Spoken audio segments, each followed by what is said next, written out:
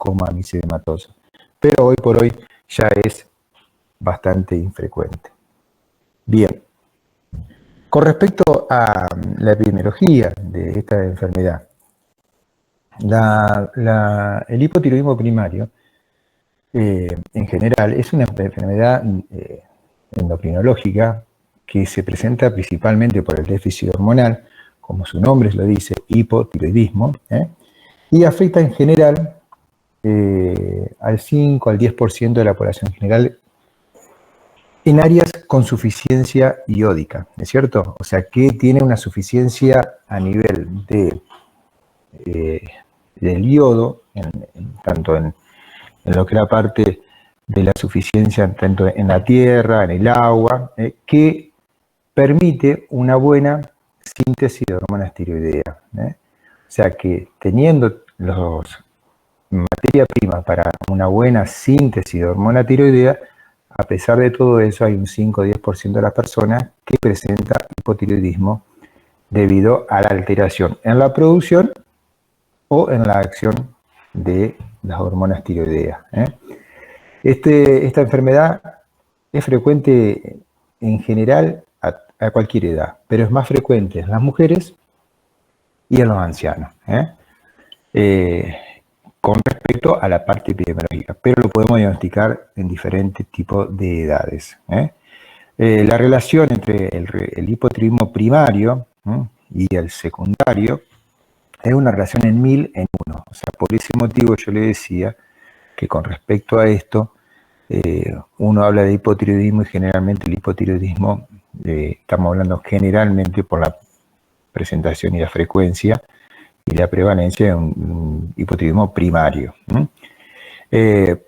Por eso, el motivo de la determinación de la TSH es la BD, diríamos, como método de diagnóstico y de screening en los pacientes en general.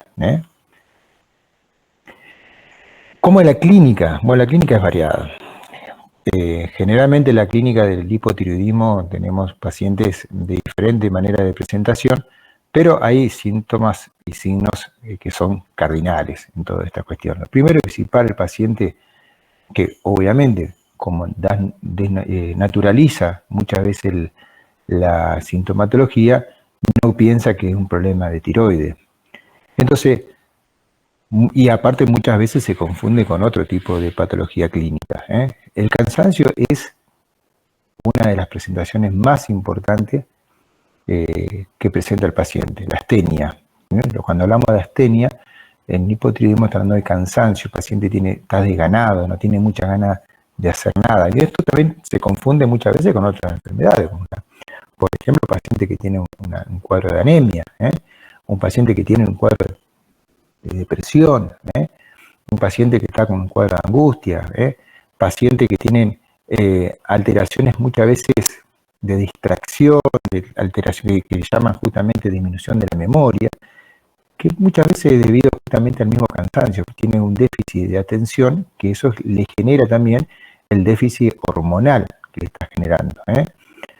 Dependiendo de la edad, hay pacientes, por ejemplo, más que nada en los chicos se ve mucha irritabilidad y también en las mujeres.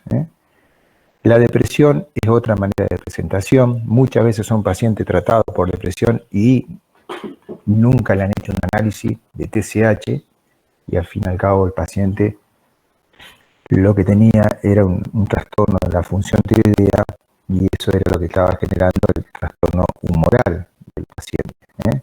Entonces, siempre un paciente que uno ve con un trastorno del estado de ánimo, tanto la irritabilidad como la ansiedad, como paciente que se encuentra con un estado de depresión leve a moderada, hay que pedir una TSH, porque es una patología muy frecuente, un 5 o 10% es muy frecuente. La falta de concentración, estos no son patoneumónicos, ya no son signos y síntomas patoneumónicos, la caída de pelo también se ve muy frecuentemente. Ya la piel seca y escamosa es un signo que se ve en los pacientes con hipotiroidismo, pero que generalmente no se presenta al principio. Lo primero que se presenta, como le dije, es lo anterior. El aumento de peso, téngalo en cuenta, porque eso es una consulta permanente que se hace y muchas veces se quiere justificar que el aumento de peso es debido a la tiroides. Muchas veces esa es la consulta. Y la tiroides no genera aumento de peso. ¿Por qué? Porque por la parte fisiopatológica de la tiroides, lo único que puede hacer es disminuir un poco el metabolismo y la acumulación de glucosa aminoglucano, que hace retener un poco de líquido, te puede llegar a aumentar un poco de peso, pero es muy, muy leve, 2 a 3 kilos, no más de eso. Y a la vez que, y si el paciente hace actividad física, el paciente tiene una dieta saludable, acorde justamente con el gasto calórico, generalmente no aumenta de peso por más que tenga hipotiroidismo. Es más, hay pacientes que tienen hipotiroidismo que bajan de peso. Entonces, el peso en realidad no es un signo para tomar en cuenta como sospecha de alteración de hipotiroidismo. La intolerancia al frío sí se ve bastante frecuente del paciente. La fascia botagada se ve mucho y más que nada en las personas que tienen una TSH mayor de 10, mucho más también en las personas mayores. El edema parperal matutino es frecuente. El bocio no es tan frecuente como signo de hipotiroidismo, pero sí cuando la TSH está elevada. ¿A qué me refiero? Cuando tiene mayor de 10, de 15, o el paciente tiene un hipotiroidismo que está relacionado muchas veces con una tiroiditis autoinmune que vamos a hablar más adelante. El cambio de la voz, la ronquera, bueno, eso es justamente la acumulación de glucosa aminoglucano que se produce justamente a nivel de las cuerdas vocales. La sequedad o la dinofagia a nivel faríngeo también puede influir. La disfagia por un trastorno a nivel neuromuscular que se produce en el hipotiroidismo, la bradicardia cuando ya es más avanzado el hipotiroidismo. En la mujer en la edad fértil, el trastorno menstrual es frecuente, que puede ser una hipermenorrea, muchas veces también una oligomenorrea, también es una manera de presentarse como hipotiroidismo. La infertilidad no es tan frecuente, pero es causa el hipotiroidismo de disminución de la fertilidad a nivel femenino. La constipación es muy frecuente en los chicos y en los mayores, y la debilidad muscular y los calambres también debido a que tiene esa afectación las hormonas tiroidea a nivel de la placa neuromuscular. ¿Ok?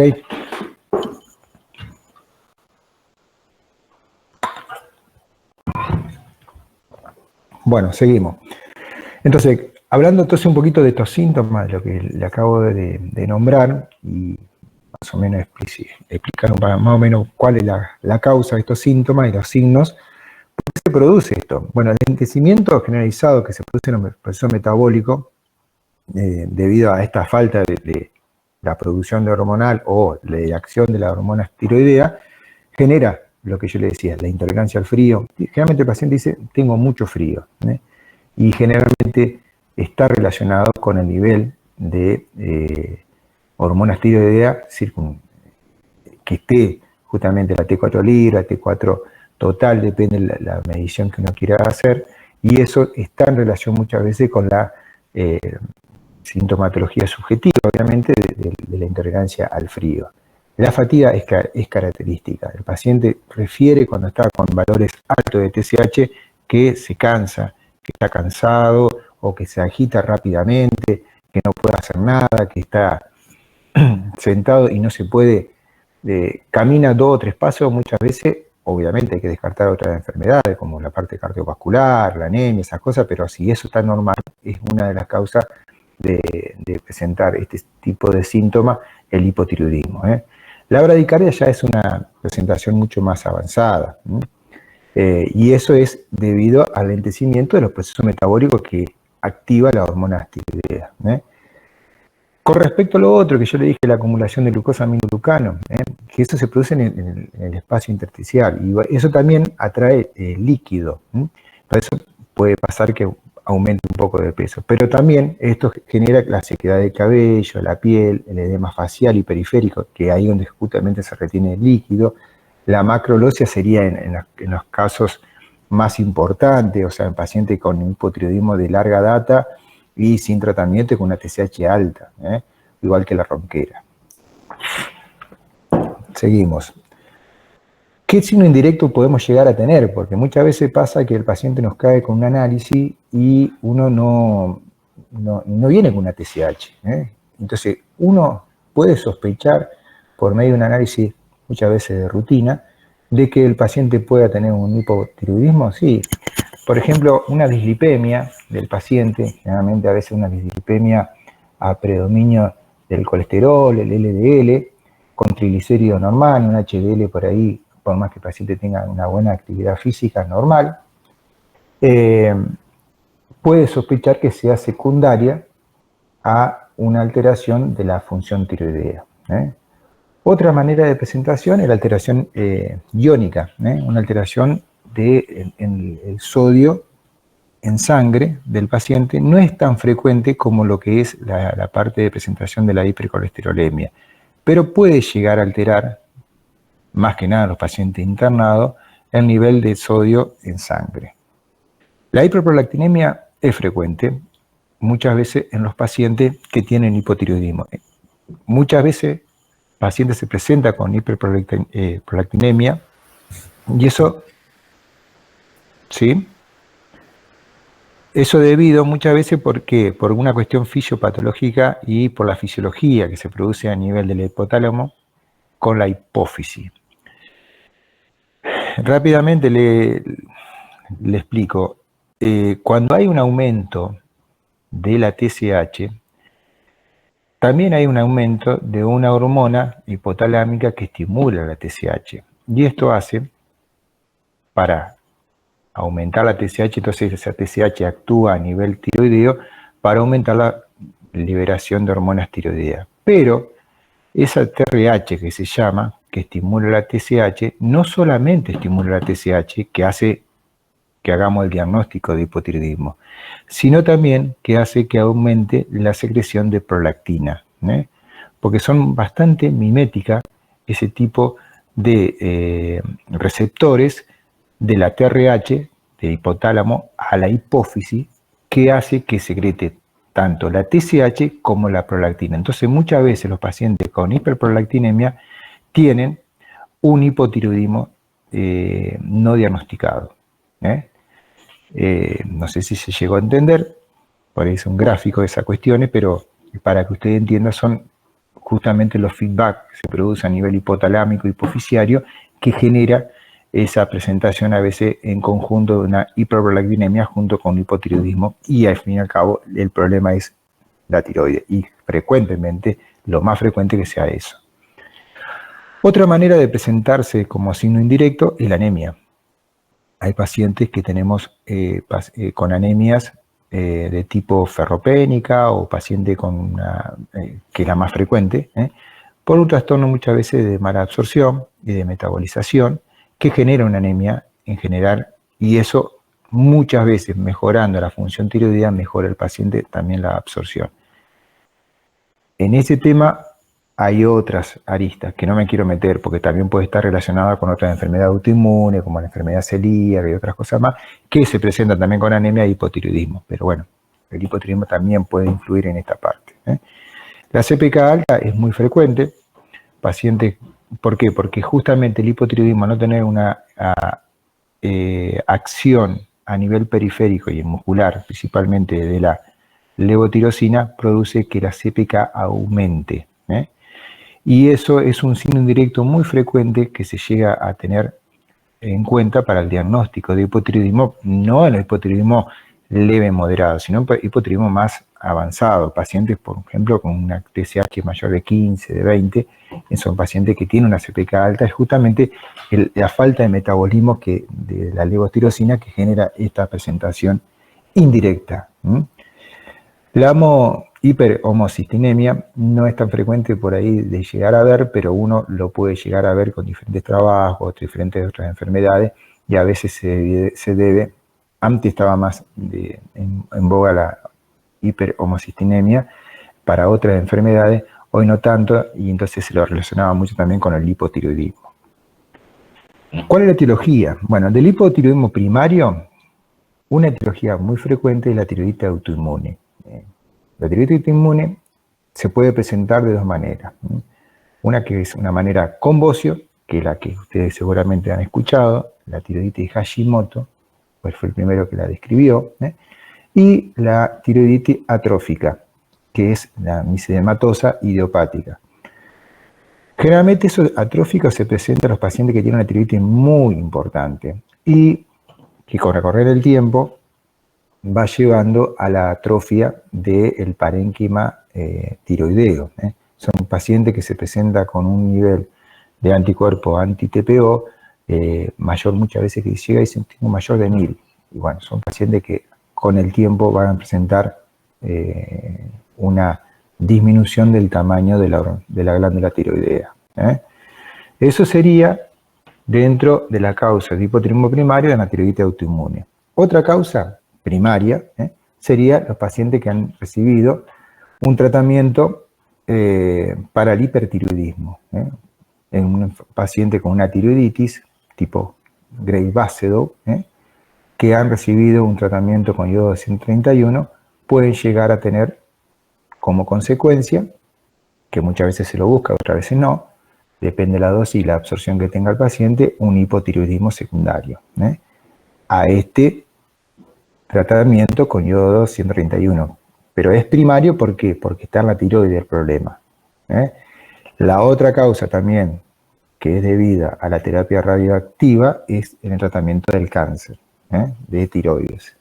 Hoy por hoy no es tan frecuente el hipotiroidismo por radioterapia, debido porque generalmente es secundario a la tiroidectomía en el tratamiento de cáncer. Se está usando menos lo que es el iodo 131 para el tratamiento, más que nada para la recidiva o para mirar los pacientes y tener un mayor control en los posoperatorios por alguna posibilidad de que de resto de glándula tiroidea en el lecho quirúrgico. Hoy por hoy se le está usando muy poco, nada más que los pacientes que tienen una alta probabilidad de recidiva dentro del diagnóstico de cáncer de tiroides. Esto sí es frecuente, la radioterapia de cuello, justamente por más que muchas veces son lineales los tratamientos y con mayor protección, pero los pacientes que tienen una lesión cancerígena a nivel de la laringe o del linfoma o de los linfomas, generalmente son pacientes que sufren esas radiaciones a nivel de la tiroides y es por una cuestión anatómica regional, tiene una alteración luego de la función tiroidea.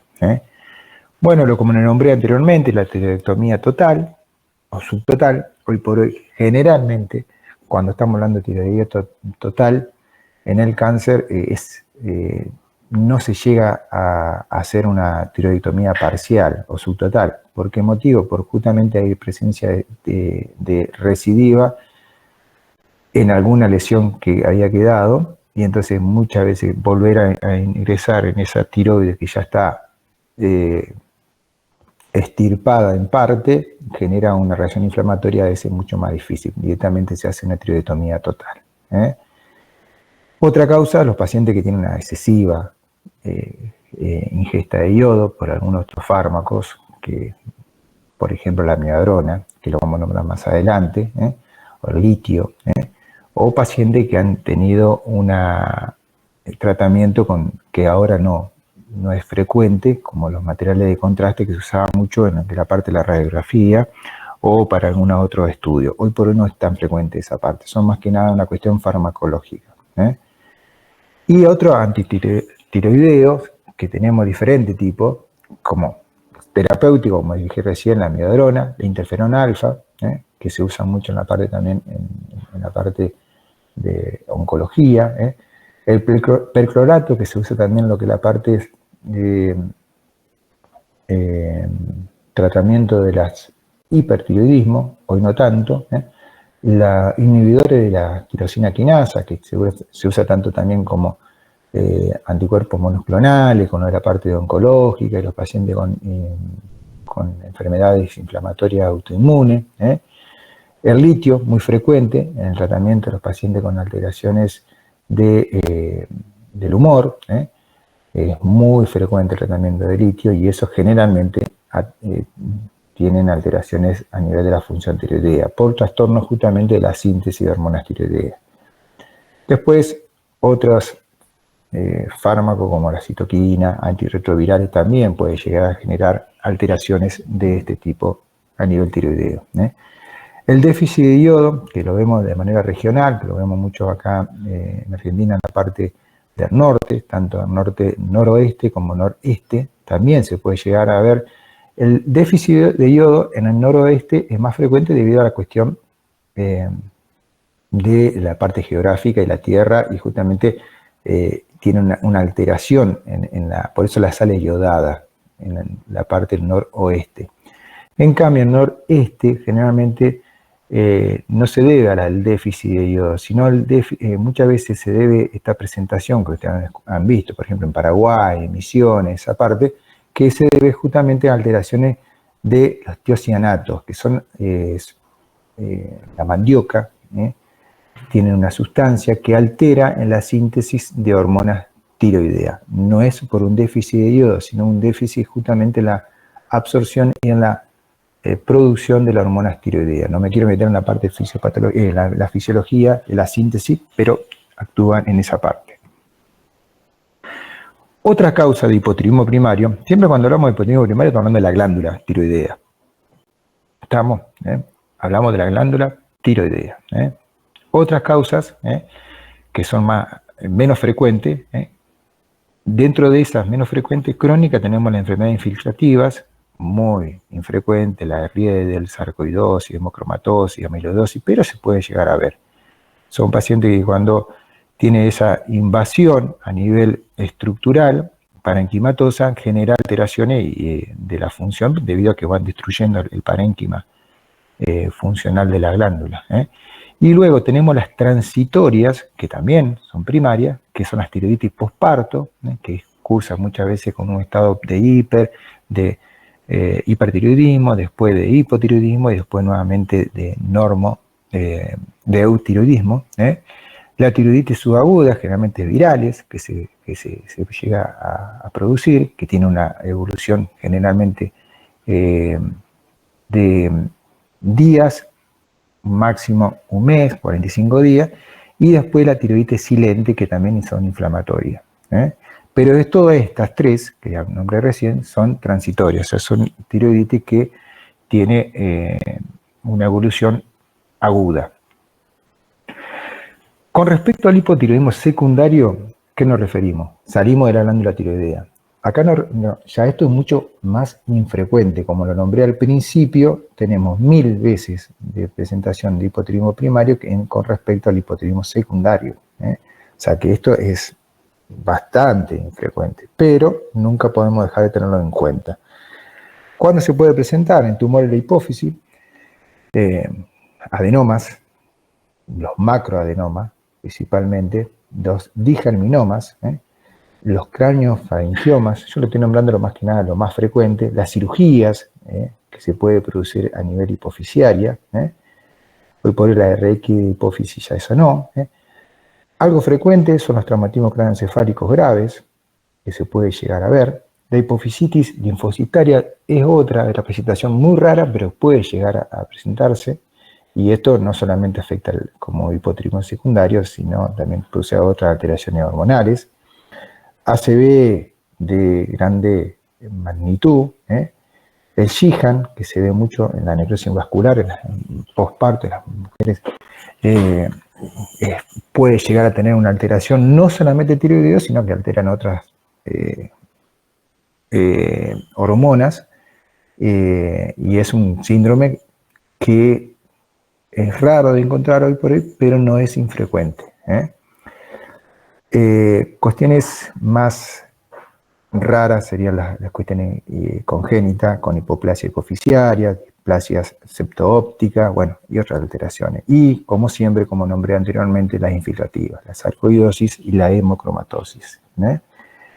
Y dentro del hipotiroidismo terciario, que eso es muy infrecuente, son las difusiones ya directamente hipotalámicas o lesiones del tallo. Eso más frecuente se ve de las enfermedades en los traumatismos cráneoencefálicos, o tumores muy importantes que pueden llegar a alterar ese tipo de lesión vascular y del tallo en la comunicación del hipotálamo con la hipófisis.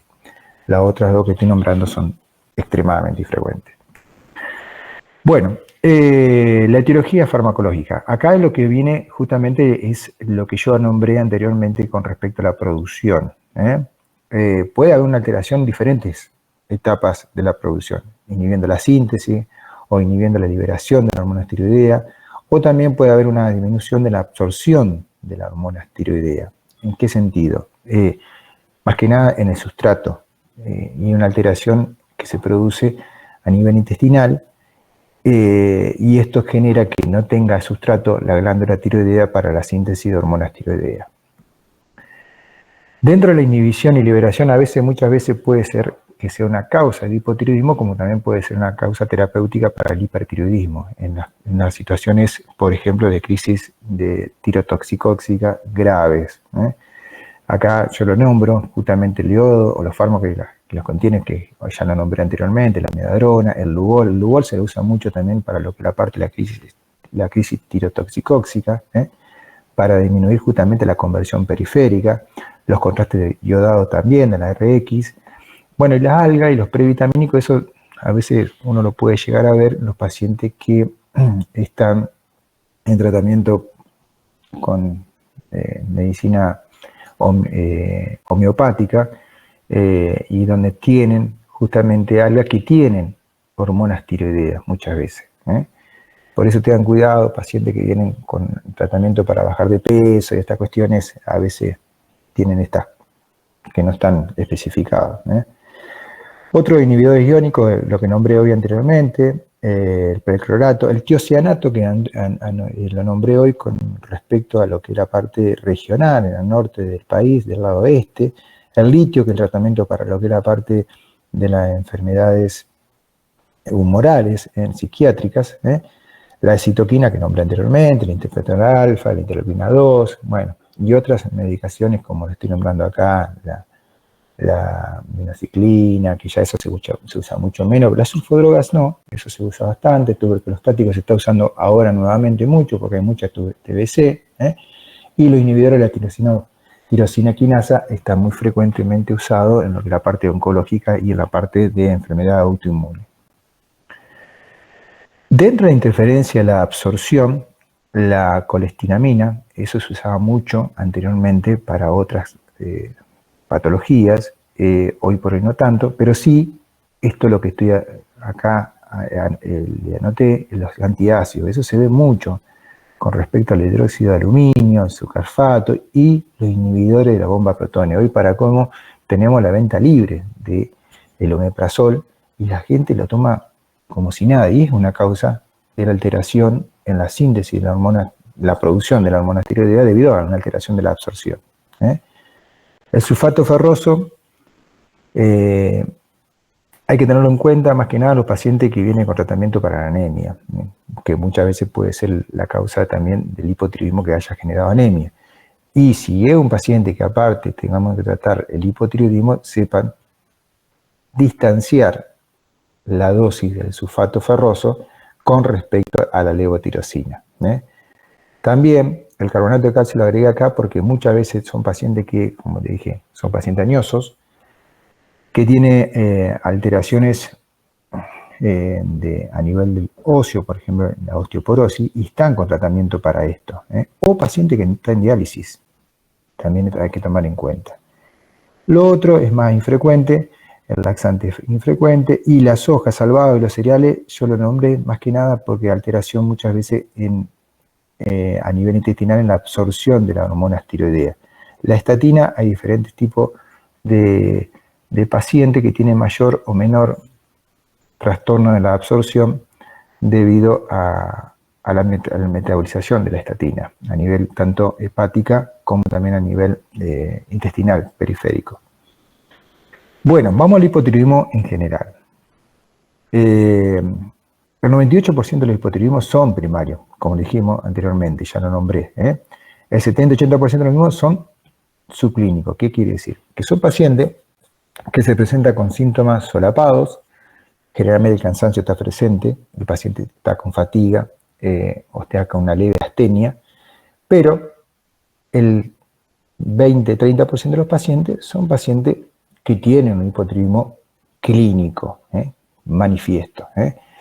La causa más frecuente de este hipotiroidismo acá en esta zona generalmente son por la tiroiditis o por un tratamiento secundario a una enfermedad autoinmune como la de Graves-Basedow, tanto por medio de el iodo 131 o pacientes que tuvieron un tratamiento quirúrgico de la enfermedad autoinmune que genera un hipotiroidismo secundario.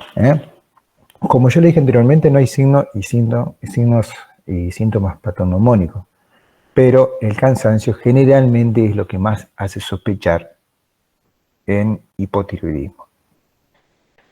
La tiroiditis autoinmune la nombro porque es una de las causas más frecuentes del hipotiroidismo primario. Puede presentarse de manera boceosa, o sea, con un aumento del tamaño de la glándula tiroidea, o también de manera atrófica. Depende del estadio que le encontremos al paciente. Eso va a depender también de la infiltración linfocitaria, la fibrosis. Si hay una fibrosis, muchas veces el paciente está más atrófico, la glándula tiroidea, y si tiene una infiltración linfocitaria es más aguda, hay un aumento del tamaño de las células foliculares, y eso puede alterar el tamaño de la glándula tiroidea, pero no en la parte fisiopatológica. Estamos hablando de la estructura de la tiroides, que lo vamos a ver con la ecografía. Los mecanismos que hace la alteración de la tiroiditis autoinmune son inmunológicos, son celulares y son humorales. O sea, tiene una respuesta autoinmune de manera celular y humoral. Generalmente va empezando con el tiempo, meses, años, y cada vez va siendo más profunda la alteración a nivel funcional y también estructural de la tiroides. Funcionalmente lo vamos a ver con laboratorio, estructuralmente lo vamos a ver con la ecografía.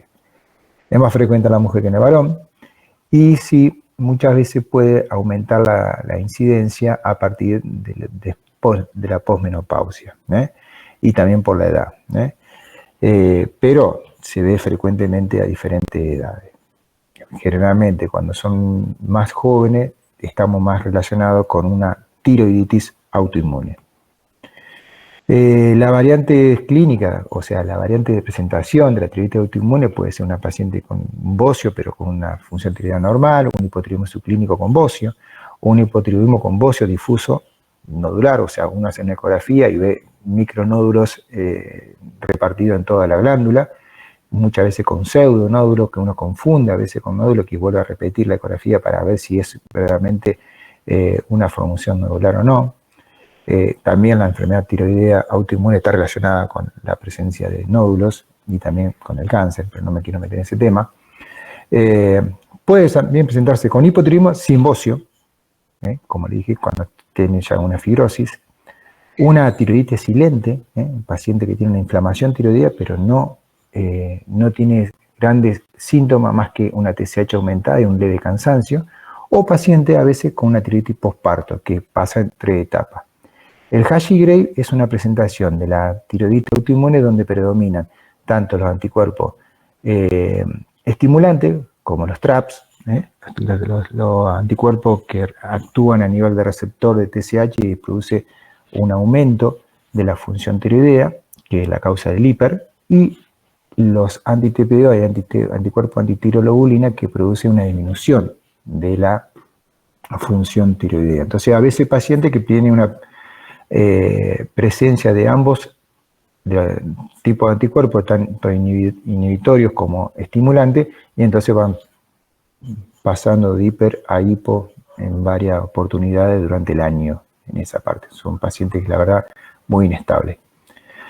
Dentro de la tiroiditis autoinmune tenemos el 95% de los anticuerpos son anti-TPO, es más frecuente que el anticuerpo antitiroglobulina. Los TRAP, como se le nombré anteriormente, se ve también en la tiroiditis atrófica, el hipotiroidismo congénito transitorio, el Hashimoto. Puede producirse la tiroiditis puede llegar a tener una remisión, pero es muy infrecuente. Generalmente los pacientes, el 95% de los pacientes a la vez que tienen tiroiditis no vuelve a normalizar su autoinmunidad a nivel local. Por ese motivo se desconoce si la desaparición de anticuerpos podría ser utilizada como un marcador predictivo de remisión, porque el paciente, a pesar de a veces de tener una disminución, que es rara, muy rara, del nivel de anticuerpo anti-TPO, el paciente sigue teniendo hipotiroidismo, porque son pacientes, muchas veces son cuestiones cruzadas de autoinmunidad que hace que los niveles pareciera que estén más bajos, pero son pacientes que siguen teniendo una autoinmunidad presente. ¿Cuáles son las susceptibilidades de factores de riesgo? ¿No?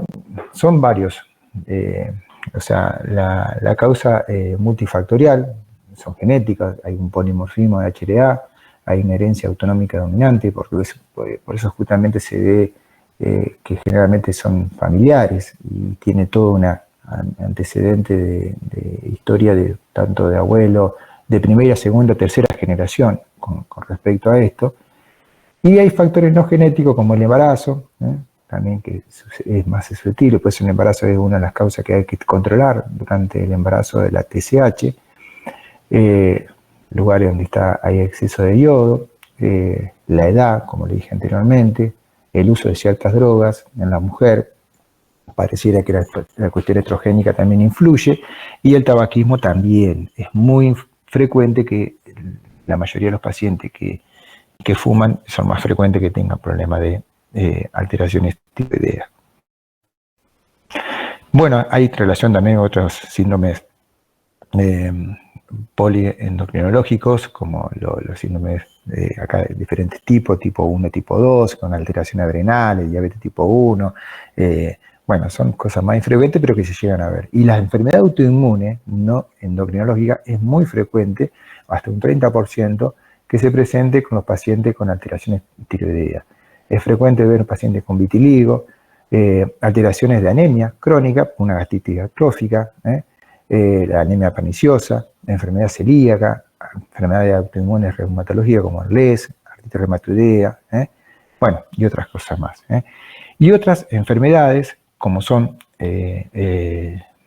síndromes, más que nada de síndrome de Down, es muy frecuente encontrar pacientes con alteraciones tiroideas. Siempre sospechen en esos pacientes alteraciones tiroideas, pidan una TSH en los pacientes con síndrome de Down. Una de las complicaciones que puede presentar la tiroiditis es el linfoma, que es la transformación linfomatosa de la tiroiditis, donde pasa un bocio nodular con un crecimiento rápido y muy opresivo en el paciente, y eso hay que sospecharlo que puede haber una transformación. No es frecuente, pero es una de las complicaciones de la tiroiditis autoinmune.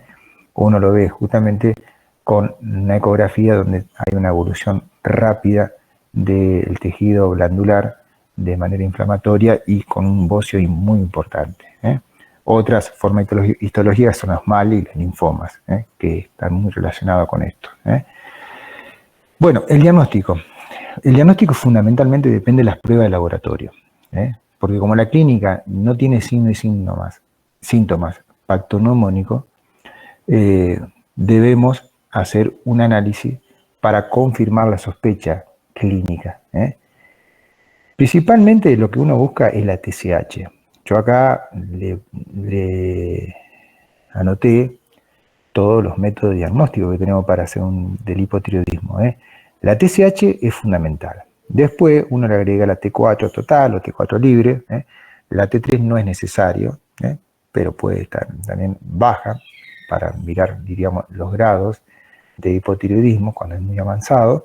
Y los anticuerpos tiroideos, que eso marca también para sospechar la evolución de un paciente con hipotiroidismo subclínico a un hipotiroidismo clínico debido a que tenga una TSH alterada sumada a anticuerpos antitiroideos.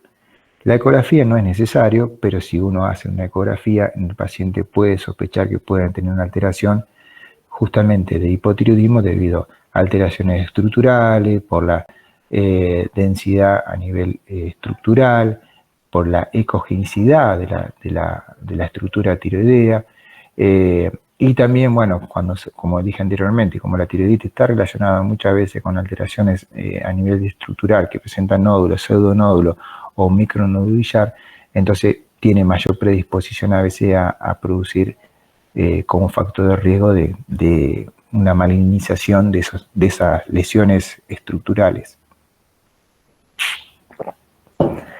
Bien, la TSH entonces es el primer test diagnóstico. Esto tiene una alta sensibilidad a los cambios de la T4 libre, la T4 total, acá lo puse T4 libre, pero la T4 total, es lo primero que se pide para hacer el diagnóstico.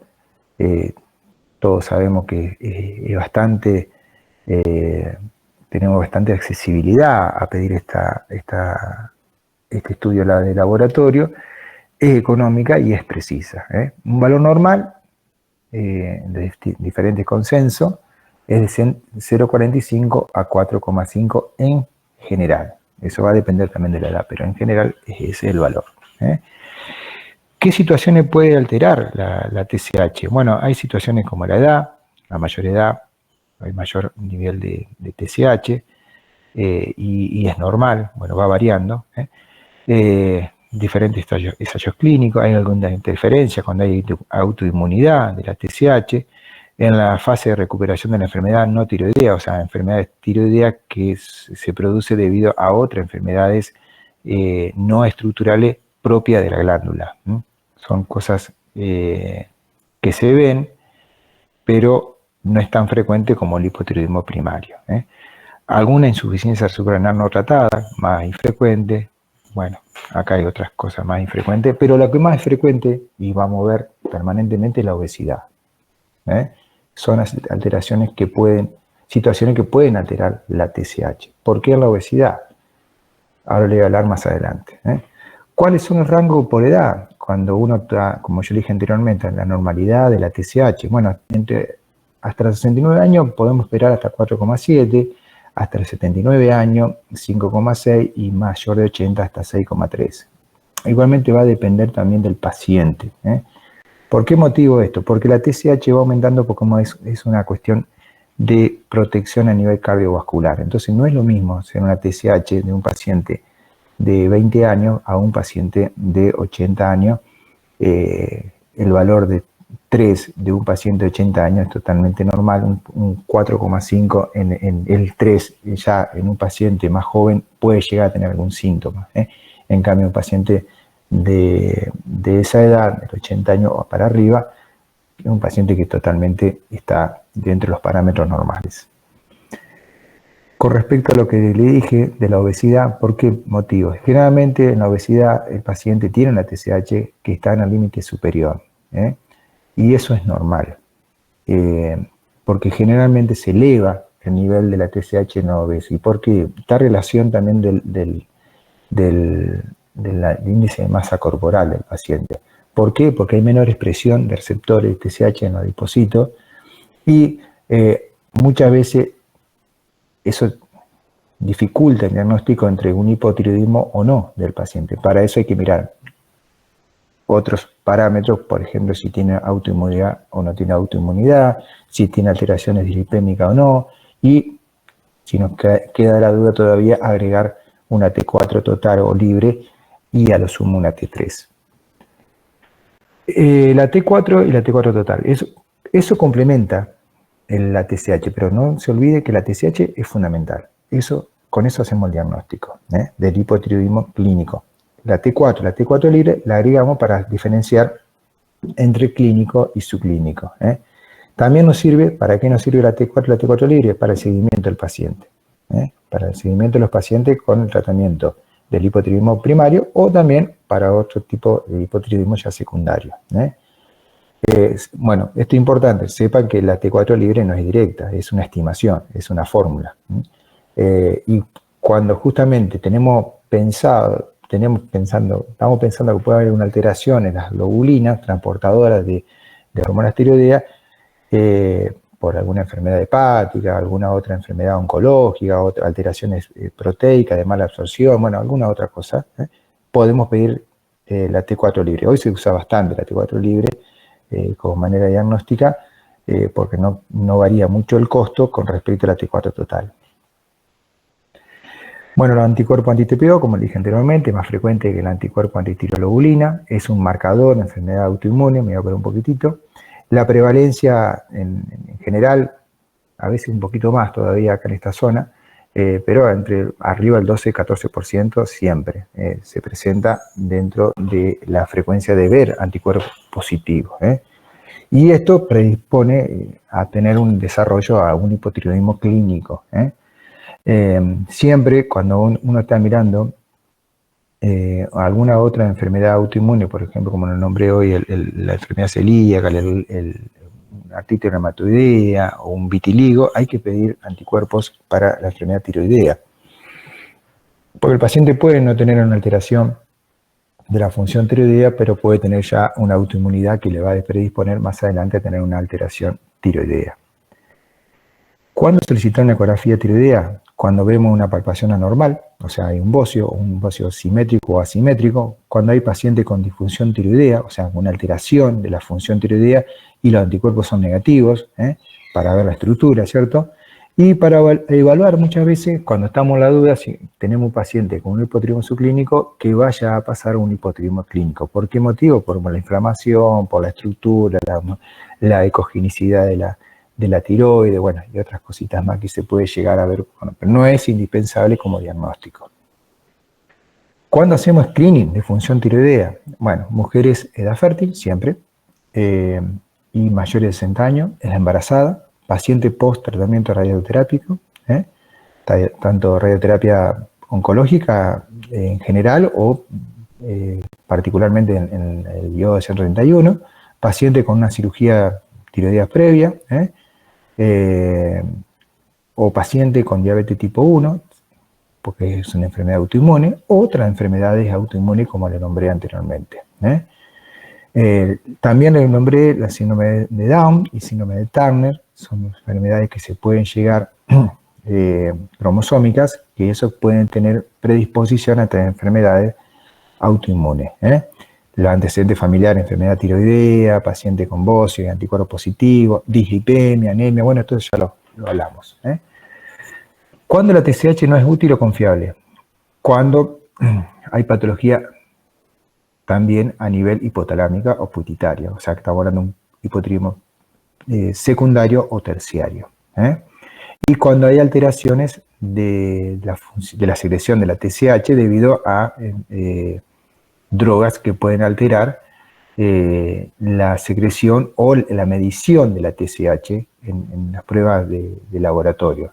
Esas son las drogas dopaminérgicas, los glucocorticoides de altas dosis, bueno, que los glucocorticoides, por ejemplo, alteran lo que es la parte de la proteína transportadora de la hormona tiroidea, por ejemplo. Pero bueno, esto no es tan frecuente, solo nombro nada más. Tratamiento. El objetivo es normalizar el estatus tiroideo en los tejidos en general, donde actúa toda la hormona tiroidea.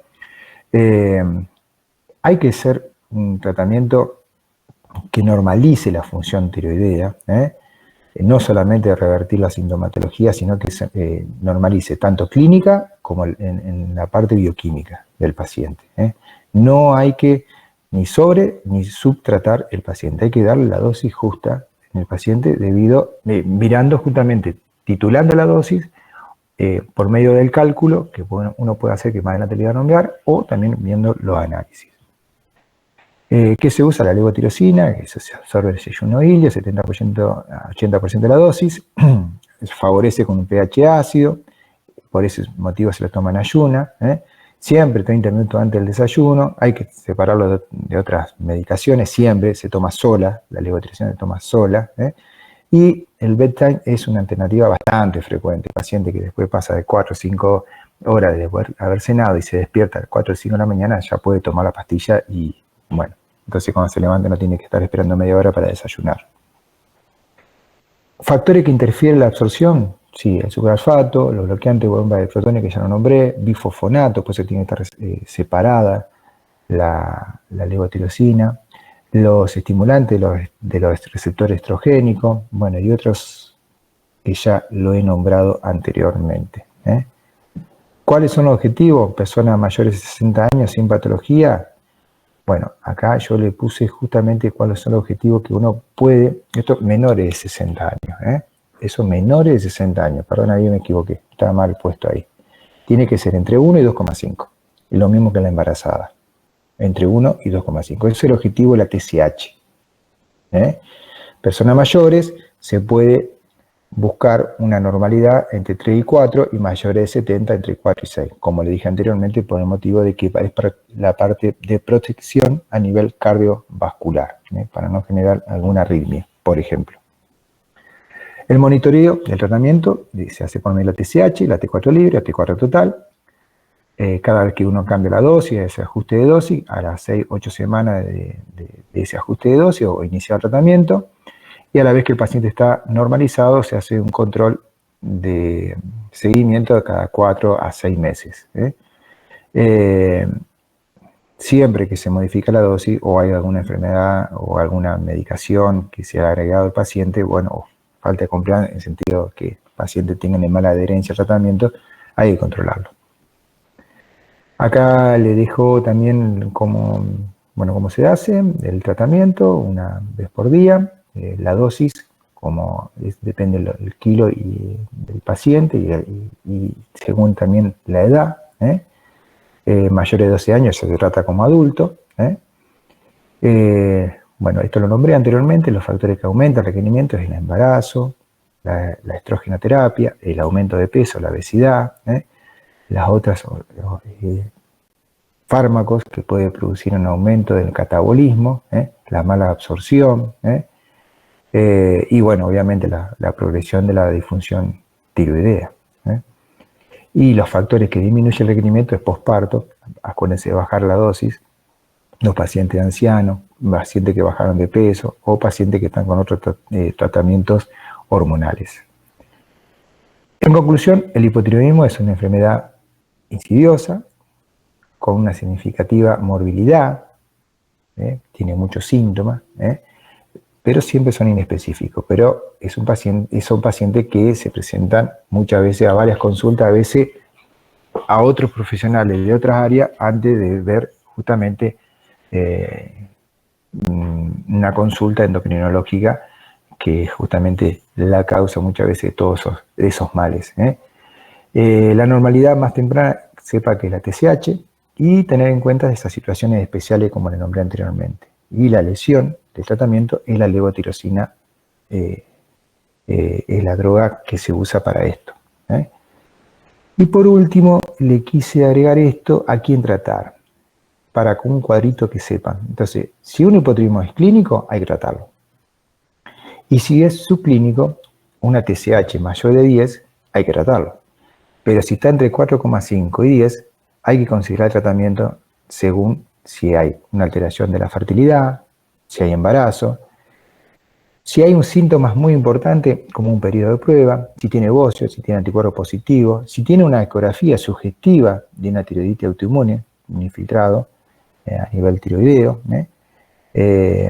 una ecografía hiperecogénica, ligeramente heterogénica, o un hipotiroidismo postquirúrgico o post-yodo 131, o más paciente con autoinmunidad extratiroidea, por ejemplo el vitiligo, como nombré anteriormente, o factores de riesgo cardiovascular en menores de 65 años.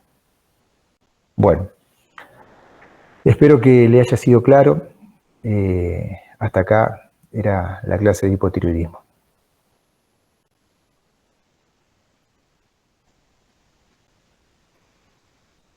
¿Todo bien? No quedó nadie. Profe, uma consulta. Sí. Se não estou equivocada, o hipotiroidismo empeora em embaraço, sim? ¿Cómo? ¿Es el hipotiroidismo que empeora en el embarazo o es el hiper? ¿El hipertiroidismo durante el embarazo? Sí, ¿cuál de los dos Sí. es peor cuando está embarazada? Ah, cuando está embarazada. Bueno, el hipotiroidismo durante el embarazo tiene que estar tratado, sí o sí. Sí o sí. ¿Por qué motivo? Porque justamente hay una alteración en la función eh, tiroidea y el bebé, el primer trimestre no secreta hormonas tiroideas. A partir del segundo o tercer trimestre, a 20 semanas en adelante, el bebé empieza a tener posibilidad de empezar a secretar hormonas tiroideas. Entonces, sí o sí tiene que estar tratado el paciente. El hipertiroidismo, durante el hipertiroidismo, que es otra cosa, paso al hipertiroidismo, puede producir alteraciones a nivel de la madre y del feto. Hoy se sabe muy bien que no es tanto por la medicación, que el metimazol que estamos usando, el tiuracilo acá no tenemos en Argentina, nos produce más efectos a nivel organogénico, más que nada del bebé, sino más que nada lo que produce la alteración a nivel de bebé es la misma enfermedad autoinmune que genera el hipertiroidismo. ¿Me explico? O sea, las dos enfermedades pueden alterar el embarazo en general, pero como es más frecuente el hipotiroidismo que el hipertiroidismo, y a veces, muchas veces no es tratado, podemos tener más problemas justamente por no tratar un hipotiroidismo en un paciente que requiere un tratamiento y que no ha sido monitorizado durante el embarazo. El hipertiroidismo es la enfermedad autoinmune en general la que produce esas alteraciones, pero hay que tratarlo igual. Así que en general las dos producen alteraciones. Lo que pasa porque por la frecuencia y la prevalencia del hipotiroidismo más frecuente que el hiper, se ve más con el hipo. ¿Ok? Ok, gracias, profe. De nada. Yo tenía otra pregunta. ¿Cómo nos podemos dar cuenta en el recién nacido y las complicaciones en ese caso? Bueno, hay una prueba que se hace con el talón, la gota del talón, ahí se mide justamente del paciente si tiene una alteración tiroidea, midiendo la TSH. Esa es la prueba de talón. No solamente se controla la función tiroidea, sino otros tipos de enfermedades. Eso fue una campaña hace muchos años que se hizo y con eso se diagnostica 3 tipos de enfermedades que le pueden cambiar el pronóstico de vida al paciente. Un hipotiroidismo congénito es invalidante por el falta del desarrollo neurológico del paciente. ¿Ok? Bien, gracias. Profe, yo tengo una pregunta. ¿Sí? En el caso de que, bueno, una mujer se encuentre infértil, ¿no? Por el hipotiroidismo, y nosotros empezamos a tratarla correctamente, ¿hay posibilidades de que después pueda quedar embarazada o no se podría más? Sí, sí. Generalmente, igualmente, el hipotiroidismo no es una causa importante de infertilidad, pero si el paciente tiene un hipotiroidismo subclínico, está indicado el tratamiento, porque de por sí, como siempre en la parte de fertilidad, sabemos que, aunque parezca que es tan fácil, no es tan fácil que una mujer quede embarazada. Tiene que suceder un montón de cosas para que eso tenga la fecundación. Entonces, muchas veces, debido a un hipotiroidismo no tratado, disminuye mucho la posibilidad de la fertilidad. Entonces, el paciente hay que tratarlo, sí o sí, sí o sí. Así que bueno, está dentro de las indicaciones en el hipotiroidismo subclínico. Así que sí será importante. ¿Está bien? Gracias. De nada. ¿Alguna pregunta más? Profe, yo tengo una consultita. Sí. Primero, con lo que preguntó Jennifer sobre, creo que era ella, sobre el hipertiroidismo durante el embarazo, Si decimos que la autoinmunidad es lo que genera el daño teratogénico, Sí, ¿hay alguna manera de tratarlo? Sí. no O hay sea, manera. hay que No, rezar. no hay. No hay manera. No hay manera. Lo que uno hace muchas veces, te digo, porque yo veo frecuentemente esas cosas y tenés que tratarlo igual. Y muchas veces uno tiene miedo por el metimazol, ¿viste? De tratarlo al paciente, decir, le va a generar una malformación y, bueno, una atresia y otras cosas más. Y bueno, se sabe muy bien de que no es por eso, más que nada. Pero igual se trata de usar dosis bajas. Generalmente el paciente, esto es rápido, el paciente cuando tiene un hipertiroidismo, uno empieza con dosis alta para disminuir rápidamente la función tiroidea, pero después la dosis de mantenimiento generalmente son menores de 15 miligramos. Entonces, generalmente en un embarazo, el paciente vos terminás tratándolo con 7,5, 10 máximo. Entonces eso generalmente no es teratogénico, ni tampoco produce alteración, y los que se ve son debido a la autoinmunidad propia del hipertiroidismo de la paciente. Perfecto. Y otra cosita, Sí. sobre el seguimiento que hacemos del tratamiento, al paciente, ¿qué indicaciones tendríamos que darle? ¿Tiene que suspender la levotiroxina o algo así? Está bien, está buena esa pregunta. Está buena porque te vuelves loco después dices, ay, tomé la pastilla, no me pude hacer los análisis.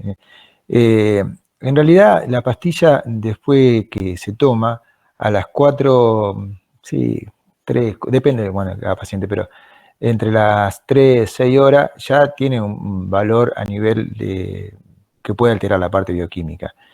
Pero si lo tomó y se sacó sangre enseguida, no pasa nada. Igualmente, como el paciente va en ayuno a hacerse el análisis, yo siempre le digo al paciente, llévate la pastillita, te sacan sangre y toma las pastillas, está en ayuno. Para evitar problemas y, bueno, a veces repetir los análisis y que el bioquímico se enoje, que tomó la pastilla y todas esas cosas. Perfecto, gracias. Nada. Prof, Sí. eu tenho uma dúvida Sí. em relação ao diagnóstico. Eu li na literatura que deveríamos solicitar primeiro TSH. Sí. E se está alterado, aí sim solicitamos T4. Sí. Solicitamos, chegamos a falar em classe que solicitamos TSH, T4, alguns dijeron T3 também. E na literatura disse que T3 não é necessário. E também na literatura também habla de solicitar, creio que foi em TRAPS, de solicitar TSH ultrassensível e não el TSH simple. Eu não entendi.